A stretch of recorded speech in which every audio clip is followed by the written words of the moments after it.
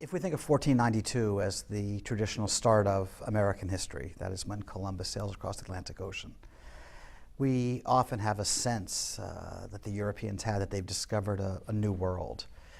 And for them it was a new world. I mean, it was filled with great possibilities in all sorts of ways, and they look forward to exploiting those opportunities. But of course we know as scholars that they had arrived in an old world, a world that had already been thoroughly settled. There were millions of peoples across the Americas.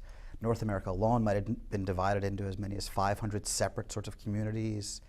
And one of the early mistakes that Europeans made is that Europeans looked at this landscape and, in their words, they saw a wilderness. The Pilgrim governor, William Bradford, in 1620, looking out at what modern-day Massachusetts, said that the Pilgrims had arrived and they'd come into a vast wilderness filled with hideous beasts and hideous men, and they didn't know what multitude there were of them.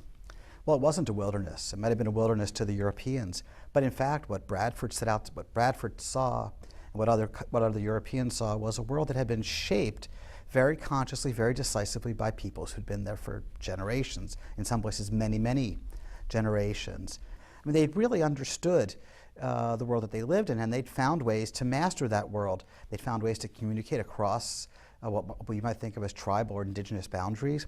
There were mediums of exchange like wampum, small shells, harvested in Long Island Sound or Narragansett Bay that archaeologists have found deep into the interior. I mean, these are people who lived in a very sophisticated, complex societies. It was anything but the wilderness the Europeans thought.